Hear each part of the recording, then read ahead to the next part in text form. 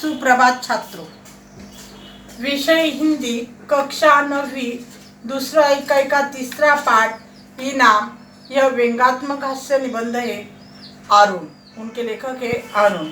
तो देखो, सभी ने अपने अपने किताबें निकाली है और सभी का ध्यान किताब के ऊपर। देखो, उनका परिचय दिया गया है। जन्म है 3 जनवरी 1928, मेरठ, उत्तर प्रदेश में। परिचय है, कहानीकार, उपन्यासकार अरुण जी ने विविध विविधाओं पर भरपूर लेखन किया है। आपके समग्र साहित्य की 14 पुस्तकों का संकलन प्रकाशित हो चुका है।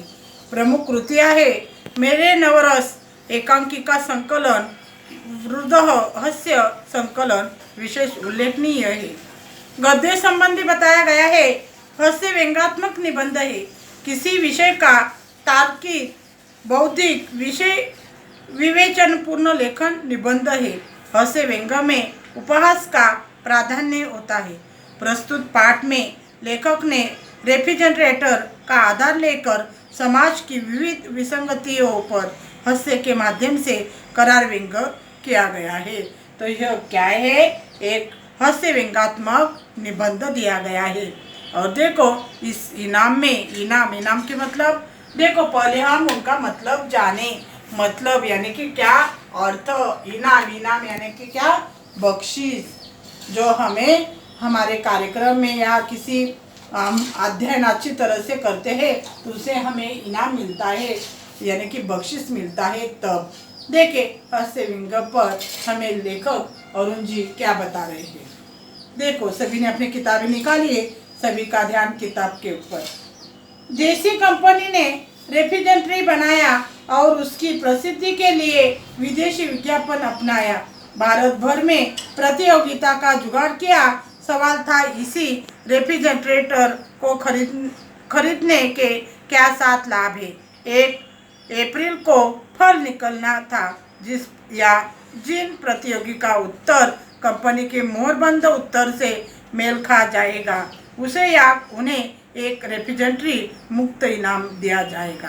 तो देखो, यह क्या है? देसी यानी कि क्या? एक विदेशी कंपनी का जो रेफ्रिजरेटर है बनाया गया है और उनकी प्रसिद्धि यानी कि प्रशंसा के लिए एक विदेशी विज्ञापन अपनाया गया था। और इसीलिए भारत भर में जो प्रतियोगिता यानी कि क्या? स्पर्धा का जुगाड़ का मतलब व्यवस्था या प्रबंधो। तो देखो, यह जुगाड़ या प्रबंध किया गया था और मन में अनेक तरह के सवाल थे कि इसी रेफ्रिजरेटर को जो खरीदेंगे, जिसे और उसे खरीदने के बावजूद क्या लाभ होता है और यह क्या 7 लाभ है। 1 अप्रैल को उनका फल यानी कि उनकी कीमत हमें मालूम होनी थी। और जिन प्रतियोगी यानी कि जो स्पर्धी था और उससे उत्तर कंपनी के तरह से मुहरबंद यानी कि क्या? सील लगाना। तो देखो, सील लगाना उत्तर में मेल खा जाएगा, उसे या उन्हें एक रेफ्रिजरेटर मुक्त यानी कि क्या? फ्री में उसे क्या मिलने वाला था? रेफ्रिजरेटर इनाम में मिलने वाला था। और इसी तरह से यह बताते हैं। तो देखो, भारत भर में धूम मच गई है। मेरे विचार से इतने उत्तर अवश्य पहुंचा कि उनकी रद्दी बेचकर एक रेफ्रिजरेटर के दाम तो वसूल हो जाएंगे। उनके क्या मन में, लेखक के मन में क्या कैसे विचार आने लगे? वह कहने लगे कि रेफ्रिजरेटर ये मुफ्त में यानी कि फ्री में मिलने वाली है, तो हमारी यह रद्दी क्यों ना हम बिक दे और इससे हमें रेफ्रिजरेटर मिले। तो इसी तरह से अनेक तरह के विचार लेखक के मन में आने लगे। देखो, लेखक आगे क्या कहते हैं। लॉटरी खुलने वाले दिन से पहली वाली रात थी। हम सब बाहर छत पर लेटे थे। हेमंत ने कहा, पिताजी हमें रेफ्रिजरेटर रखेंगे का? पत्नी ने उत्तर दिया, क्यों, रसोई में जगह कर लेंगे। क्यों जी, तुमने बिजली कंपनी में दरखास्त भी दे दी है, घरेलू पावर चाहिए उसके लिए। तो देखो, तो इसी तरह से घर में लेखक के किस तरह से अनेक तरह के सवाल उनके मन में आने लगे और उनके बेटे ने भी उन्हें जवाब किया कि लॉटरी खुलने वाले दिन पहली रात लेखक सो नहीं पाए और ऐसे विचार में वह सभी के सभी घर के परिवार बाहर के छत पर लेटे थे। और इसमें हेमंत ने उन्हें पूछा, कहा, पिताजी हमें रिप्रेजेंटेटिव तो मिलने वाली है, लेकिन उसे हम कहाँ पर रखेंगे? ऐसा सवाल उनके मन में होने लगा। और पत्नी ने सुनने के बावजूद पत्नी ने उसे उत्तर दिया, क्यों? रसोई रसोई रसोई रसोई यानी कि जहाँ पर खाना पकाया जाता है, ऐसा रसोई कमरा या घर, उसमें। तो क्या कहा कि रसोई में यह जगह है, वहाँ पर हम रखेंगे। क्यों जी? तुमने बिजली कंपनी में, यानी कि बिजली की जो कंपनी होती है उसी कंपनी में दरखास्त का मतलब देखो, अर्जी, जहाँ पर तुम्हें अर्जी करवा के आए हो, अर्जी भी दे दी है।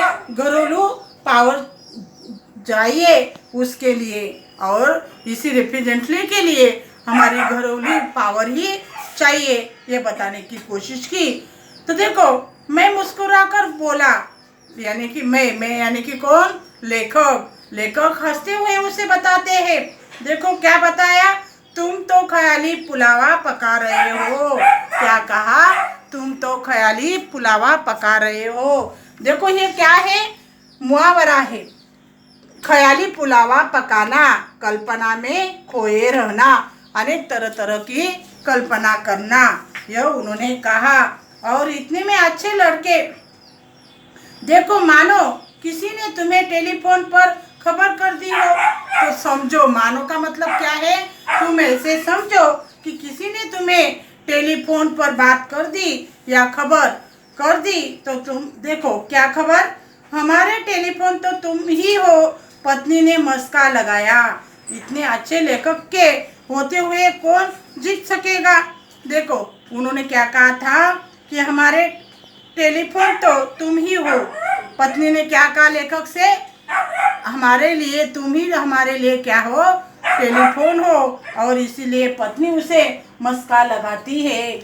मस्का लगाना, झूठी प्रशंसा करना। क्या मतलब है? झूठी प्रशंसा करना। उनकी पत्नी, लेखक की पत्नी, उनकी क्या कर रही थी? झूठी प्रशंसा कर रही थी। और इतने में अच्छे लेखक के होते हुए कौन जीत सकेगा? और उन्हें क्या बताने की कोशिश की, तुम क्या हो? एक अच्छे लेखक हो, और अच्छे लेखक होने से तुम्हें ही ये मिलने वाला है, यह कहती है। और इसी तरह से तुम ही जीत सकते हो, यह कहती है। देखो, पर यह क्या पता, मैंने कंपनी के उत्तरों से मिलते उत्तर लिखे हो। और उनके मन में ऐसे विचार आने लगे कि मैंने जो सवाल जवाब लिखे हैं वह सही है या गलत, यह मुझे मालूम नहीं है। और उससे उत्तरों से मिलते उत्तर लिखे हो, यानी कि बराबर के उत्तर होना चाहिए। अच्छे जी, अब हमसे उड़ने लगे।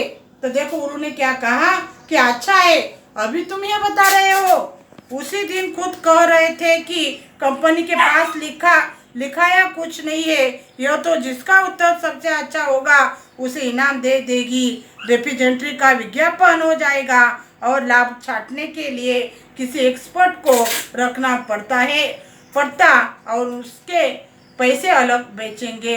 तो देखो, अभी तुम ये सब कुछ कर रहे हो कि उत्तर यानी कि क्या, जवाब जिनका सही हो उन्हीं को ही मिलने वाला है। और उन्होंने यह भी कहा कि अच्छा होगा तो इसे इनाम दे देंगी। और इसीलिए रिप्रेजेंटेटिव का विज्ञापन का अर्थ मालूम है आपको, किसे कहते हैं विज्ञापन? तो देखो, विज्ञापन यानी कि क्या, जाहिरात, जो बोर्ड पर लिखा जाता है। जैसे कि हमारे गांव में या शहर में कोई सेल लगा हो तो उनका क्या किया जाता है, गांव में गाड़ी दी जाती है और उनके बीच में एक जाहिरात यानी कि विज्ञापन लगाया जाता है कि मालेगांव शहर में क्या है, सेल है। और यह नाम सुनते ही हमारे सभी महिला वर्ग क्या हो जाता है, उसी तरह से सेल के खरीदने के लिए उसी दुकान में भीड़ लगा देती है। बस उसी तरह से उन्होंने कहा कि इसी कंपनी से क्या होगा, विज्ञापन होगा, यानी कि जाहिरात होगी, और इसी तरह से यह बताने की वहाँ पर कोशिश की गई है। देखो यहाँ पर आकलन कृति दी गई है, स्वाध्याय दिया गया है, तो ध्यान दे और अपने कॉपी में लिख लीजिए। आकलन कृति है, एक रेफ्रिजरेटर आने के पूर्व घर वालों के विचार, ये विचार आपने यहाँ पर लिखना है और पड़ताल के लिए भेजना है।